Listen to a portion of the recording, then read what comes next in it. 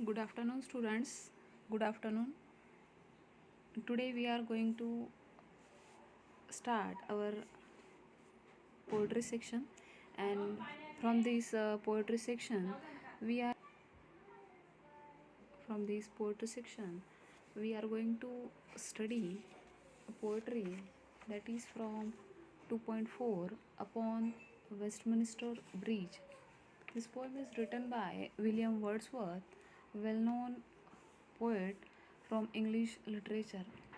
आता आपण जी कविता अभ्यासणार आहोत ती कविता विल्यम वर्ड्सवर्थ या अतिशय प्रसिद्ध अशा लेखकाने कवीने आपल्यासमोर सादर केलेली आहे. तर या कवीने या कवितेमध्ये जे काही आपल्यासमोर मांडलेलं आहे ते वर्णन अतिशय सुंदर असं वर्णन आहे. आणि हे जे वर्णन आपण आज ऐकणार आहोत, अभ्यासणार आहोत, हे वर्णन एका ब्रिजचं वर्णन आहे, जो ब्रिज लंडनमधल्या थेम्स नदीवरती बांधण्यात आलेला आहे. तर हा जो थेम्स नदीवरचा ब्रिज आहे, या ब्रिजचं वर्णन या ठिकाणी आपण अभ्यासतोय. तर या ठिकाणी सुरुवातीला आपण लेखकाबद्दल, कवीबद्दल, त्यांचा परिचय आपण अभ्यासतोय. William Wordsworth, born on April 7, 1770, was a major English romantic poet who was an honored poet laureate of the United Kingdom in the court of Queen Victoria from 1843 until his death on 23 April 1850. William Wordsworth हे अतिशय गाजलेले, अतिशय प्रसिद्ध असे English literature किंवा English साहित्यामधले अतिशय प्रसिद्ध असे कवी आहेत. आणि यांचं जे काही लिखाण आहे ते अगदी वाचनीय, श्रवणीय असं ते लिखाण आहे. तर आज आपण त्यांचीच एक पोएट्री अभ्यासतो आहे. त्यांच्याबद्दल इथे थोडक्यात माहिती दिली आहे की इंग्लिश रोमॅन्टिक पोएट म्हणून ते अगदी प्रसिद्ध होते. तसंच त्यांचा खऱ्या अर्थाने सन्मान करण्यात आलेला होता, कारण ते त्या काळामध्ये क्वीन व्हिक्टोरियांच्या दरबारामध्ये पोएट लॉरेट म्हणजेच राजकवी म्हणून त्यावेळेस त्यांनी काम बघितलेलं होतं. आणि त्यांच्या डेथपर्यंत त्यांचा बराचसा जो काही कालावधी होता तो त्या ठिकाणी त्यांनी स्पेंड केलेला होता. पुढे बघूयात. He is leading English nature poet. His collection of poetry, lyrical ballads is consider as the central work of romantic literary theory. आणि त्यांचं जे काही बऱ्यापैकी लिखाण होतं त्या लिखाणाबद्दल या ठिकाणी सांगण्यात आलं आहे की त्यांना खऱ्या अर्थाने नेचर पोएट असं म्हटलं जायचं. निसर्गाबद्दलचं बऱ्यापैकी लिखाण त्यांनी केलेलं आहे. आणि त्याचं जे कलेक्शन होतं लिरिकल बॅलड्स ते अगदी प्रसिद्ध होतं. The poem upon Westminster bridge is one of the best example of his romantic poems. त्यांच्या ज्या काही रोमॅन्टिक पोएम्स अगदी पॉप्युलर होत्या त्यापैकीच ही एक पोएट्री होती. अपॉन वेस्टमिनिस्टर ब्रिज ही पोएट्रीसुद्धा अतिशय प्रसिद्ध होती त्या काळातील. तर अपॉन वेस्टमिनिस्टर ब्रिज ही पोएट्री नक्की कशी आहे, त्या पोएट्रीमध्ये कशाबद्दल माहिती दिलेली आहे किंवा कशाबद्दल वर्णन केलेलं आहे त्याबद्दल थोडक्यात माहिती या पॅसेजमध्ये आपल्याला दिलेली दिसते. Is a Petrarchan sonnet in which William Wordsworth describes the beauty of the bridge as seen at dawn from the Westminster Bridge, London. तर बघा, यापूर्वी सांगितल्याप्रमाणेच लंडन या शहरातील थेम्स नदीवरील जो ब्रिज होता, ज्याला वेस्टमिनिस्टर ब्रिज असं म्हटलं जायचं, त्या ब्रिजचं अगदी सकाळचं, अगदी मॉर्निंगमधलं, अगदी डॉन एक वर्ड यूज केला या ठिकाणी कवीने सांगताना. तर अगदी पहाटेचं असं वर्णन आहे. अगदी नुकताच सूर्य उगवतो आहे आणि त्यावेळेस त्या ब्रिजचा जो काही सीन असेल, ती जी सिनरी आहे, ती जी ब्युटी आहे ती अगदी अप्रतिम आहे. तिचं जे काही डिस्क्रिप्शन या ठिकाणी पोएटने या ठिकाणी या पोएट्रीमध्ये केलेलं आहे ते आपण अभ्यासतोय. Then world had to still experience the industrial revolution. The poet was enthralled by the panoramic landscape, beauty, calm and quiet nature before him. आणि त्यांच्यासमोर जे काही एक निसर्गाचं सौंदर्य अगदी उघड आहे ते सगळं बघून पोएट अगदी थ्रिल्ड झालेले आहेत, खूप उत्साहित आहेत. तर हे सगळी ब्युटी ते आपल्याला सांगतायत.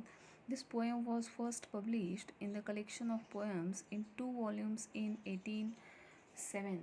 तर 1807मध्ये जे काही कलेक्शन ऑफ पोएम्स प्रसिद्ध झाले होते त्यामध्ये ही पोएट्री प्रसिद्ध करण्यात आली होती. तर आता या ठिकाणी आपण पोएट्रीला सुरुवात करतोय. Upon Westminster bridge. बघा, सुरुवातीला पोएट्री रीड करूयात. Earth has not anything to show more fair, dull would he be of soul who could pass by. बघा, या ठिकाणी सांगितलं आहे earth has not anything to show more fair. ही जी पृथ्वी आहे, ही जी धरती आहे, हिच्याकडे इतकं सुंदर असं आपल्याला शो करण्यासारखं दुसरं काहीच नाही आहे. कशाशिवाय? तर या वेस्टमिनिस्टर नावाच्या ब्रिजशिवाय, त्या थेम्स नदीचा जो काही किनारा आहे किंवा तिथे जे काही आपल्याला सौंदर्य दिसतं आहे, यापेक्षा सुंदर असं या जगामध्ये काही नाही, हे या ठिकाणी एक्सप्लेन करत आहे आपल्याला.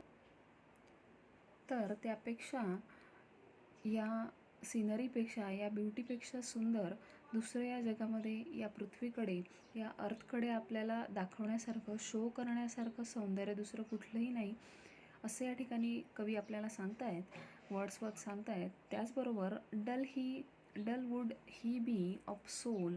इथून जाणारा ज्या व्यक्तीला हे सौंदर्य दिसत नसेल किंवा या सौंदर्याचा आस्वाद घेता येत नसेल, तो व्यक्ती खऱ्या अर्थाने डल म्हटला पाहिजे. म्हणजेच ज्याला सौंदर्यदृष्टी नाही किंवा ज्याला सौंदर्य कळत नाही, त्या व्यक्तीला नीरस म्हणावं लागेल किंवा त्याला अगदीच सौंदर्यदृष्टी नसलेला असं संबोधावं लागेल. म्हणून या ठिकाणी त्या व्यक्तीसाठी डल असा शब्द वापरला आहे की जो व्यक्ती इथून पास होतोय, या ब्रिजच्या जवळून जातोय, परंतु हे जर सौंदर्य त्याला समोर अनुभवायला येत नसेल, तर तो व्यक्ती नक्कीच नीरस असला पाहिजे, अगदीच डल असला पाहिजे.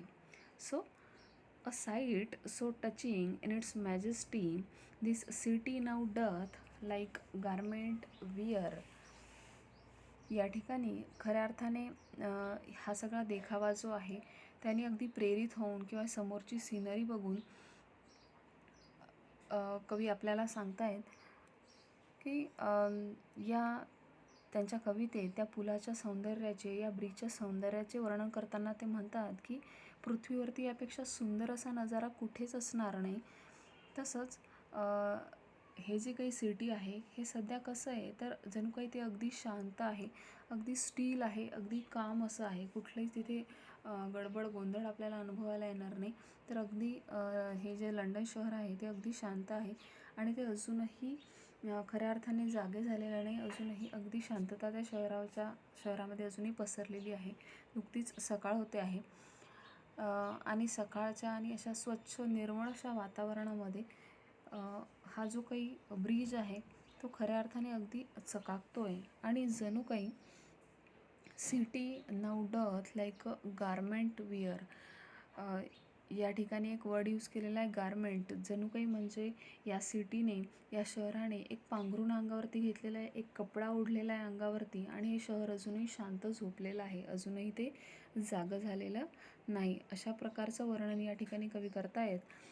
तर विलियम वर्ड्सवर्थ यांनी अतिशय सुंदर पद्धतीने या ठिकाणी या पोएट्रीची रचना केलेली आहे. पुढे बघूयात आपण. Ships, towers, domes, theatres, the beauty of the morning, silent bare, ships, towers, domes, theatres, temples lie open unto the field and to the sky. बघा, या ठिकाणी आणखी या ब्रिजबद्दलचं वर्णन या ठिकाणी त्या ब्रिजची काही तुलना या ठिकाणी केली जाते. तर जे काही मोठमोठे शिप्स असतील, मोठमोठी टॉवर्स असतील, त्या लंडन या शहरामधली मोठमोठे जहाजं असतील, अतिशय सुंदर असे मनोरे असतील, घुमट असतील, डोम्स म्हणजे या ठिकाणी आपण घुमट म्हणूयात, थिएटर्स म्हणूया आपण, काही चित्रपटगृह असतील, टेम्पल्स असतील, त्या शहरामधली, लंडन या सिटीमधली काही मंदिरं असतील, अगदी या ज्या काही मानवनिर्मित गोष्टी आहेत ह्या आपल्याला दूरपर्यंत आपल्याला अगदी लख्ख चमकताना दिसत आहेत. आणि हे सगळं आपल्याला केव्हा अनुभवायला येतं आहे तर अगदी सकाळच्या सूर्योदयाच्या वेळी, ज्यावेळेस अगदी शांतता वातावरणामध्ये असते आणि त्यावेळेस आपल्याला हे सगळं अनुभवायला येतं आहे. त्याचबरोबर all bright and glittering in the smokeless air. अगदी ब्राईट, अगदी चकाकताना हे सगळे शिप्स आहेत, मोठमोठी जहाजं आहेत, मोठमोठे मनोरे आहेत, घुमट आहेत, काही चित्रपटगृह असतील, हे सगळं आपल्याला अनुभवायला येतं आहे. अगदी ब्राईट आपल्याला वाटतं आहे आणि प्रदूषणविरहित अशा हवेमध्ये, अगदी सकाळच्या हवेमध्ये हे सगळं शहर अगदी आपल्याला सुंदर भासतं आहे. या ठिकाणी कवीने या शहराबद्दलची अतिशय सुंदर अशी कल्पना आपल्यासमोर मांडलेली आहे. Never did sun more beautifully steep in his first splendour valley, rock or hill. यापूर्वी, या अगोदर इतकं सुंदर असं सूर्याचं रूप किंवा सूर्य ज्यावेळेस उगवतो आहे त्यावेळेस त्याचं जे काही अगदी तेज आहे, तर इतकं सुंदर असं दृश्य यापूर्वी अगोदर कधीही कवीने अनुभवलेलं नव्हतं, जे तो आता अनुभवतो आहे.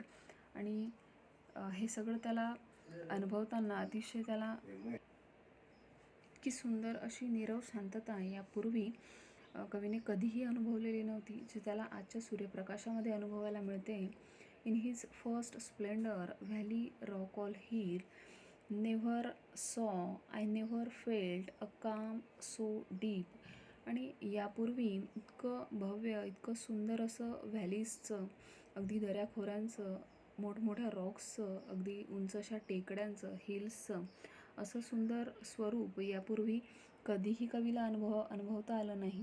म्हणून या ठिकाणी परत परत तो एकच शब्द वापरतो आहे, नेव्हर सॉ आय नेव्हर फेल्ट. अगदी नेव्हर शब्द एकाच ओळीमध्ये दोनदा तो कवी वापरतो आहे आणि तो सांगतो आहे की यापूर्वी इतकं सौंदर्य त्याला कधीही अनुभवायला मिळालं नाही. सो अतिशय सुंदर असं या सकाळचं, या पहाटेचं वर्णन कवीने या ठिकाणी केलेलं आहे, जे तो अनुभवतो आहे. थेम्स नदीच्या काठावरती उभा राहून ज्यावेळेस त्या पुलाकडे बघतो आहे, त्या शहराकडे बघतो आहे, तर त्या सौंदर्याचं वर्णन या ठिकाणी आपल्यासमोर कवी करतो आहे. The river gleet at his own sweet will. आणि ही जी रिव्हर आहे, ही जी थेम्स नावाची रिव्हर आहे, नदी आहे, ती अगदी तिच्याच प्रवाहामध्ये, अगदी तिच्या मंद अशा लहरीमध्ये ती वाहते आहे आणि अतिशय शांतपणे, संथपणे अगदी सकाळी ती नदी वाहते आहे. तिथे सूर्यप्रकाश अगदी चमकतो आहे. त्याचबरोबर dear God, the very houses seem as sleep. आणि अगदी देवालासुद्धा या ठिकाणी प्रार्थना करतो आहे की जे काही या शहरातली जी लोकं आहेत, या शहरातली जी घरं आहेत, त्यातले जी लोकं आहेत, ती अजूनही त्यांच्या साखर झोपेमध्ये आहेत. अजूनही इतकी पहाट आहे, अगदी सकाळ आहे की अजूनही लोकं, हे शहर अजूनही जागं झालेलं नाही. सगळी लोकं अजूनही त्यांच्या शांततेमध्ये आहेत. And all that mighty heart is lying steel. आणि अजूनही अगदी त्यांची जी काही अगदी कोवळीशी जी हृदय आहेत, त्यांचं जे काही मन आहे, ते अजूनही साखर झोपेमध्ये आहेत. ती लोकं अजूनही अगदी शांतचित्ताने झोपलेली आहेत. सो असं या ठिकाणी अतिशय सुंदर असं या कवितेमध्ये त्या ब्रिजचं, तसंच त्या थेम्स या नदीचं, लंडन या शहराचं वर्णन या ठिकाणी आपल्याला केलेलं दिसतंय. या पोएट्रीमध्ये, या पोएट्रीचा एक पॅटर्न जर तुम्ही लक्षात घेतला असेल, तर ही जी पोएट्री आहे, या पोएट्रीला खऱ्या अर्थाने सॉनेट असं म्हटलं जातं. पोएट्रीमधील लिखाणाचा एक प्रकार, ज्या पद्धतीने फ्री व्हर्स असेल, या तशाच पद्धतीची आणखी एक पोएट्री, जिला सॉनेट असं म्हटलं जातं स्पेशली. तर या ठिकाणी ते वर्णन आपल्याला केलेलं दिसतंय. तर या कवितेमध्ये सुद्धा बरेच फिगर्स ऑफ स्पीच आढळून येतात. त्या ठिकाणी फिगर ऑफ स्पीच, त्याचं एक्सप्लेनेशन विचारात घ्यायचं आपण जर ठरवलं, तर या ठिकाणी इन्व्हर्जन हे फिगर ऑफ स्पीच प्रामुख्याने तुम्हाला आढळेल.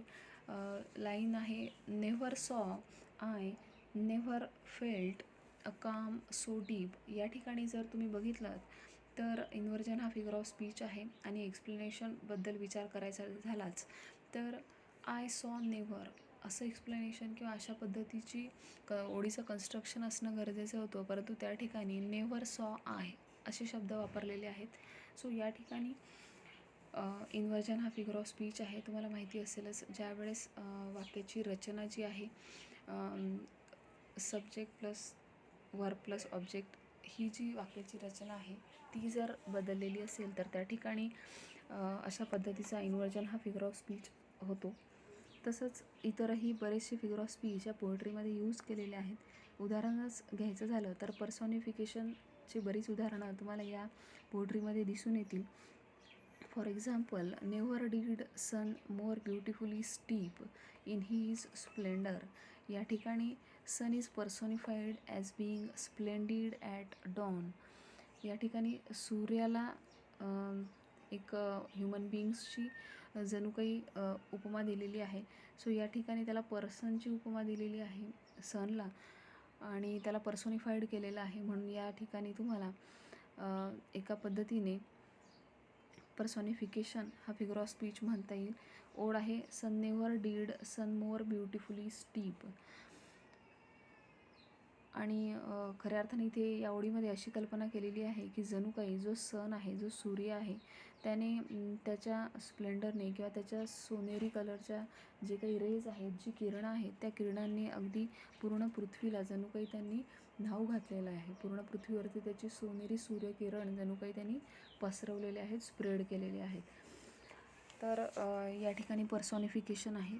त्याच पद्धतीने the river glide at his own sweet will. या ठिकाणी सुद्धा ती जी काही थेम्स रिव्हर आहे त्या रिव्हरला पर्सोनिफाईड करण्यात आलेलं आहे आणि ती जी रिव्हर आहे तिच्या ओन पेसमध्ये, तिच्या स्वतःच्या एका गतीने ती वाहते आहे.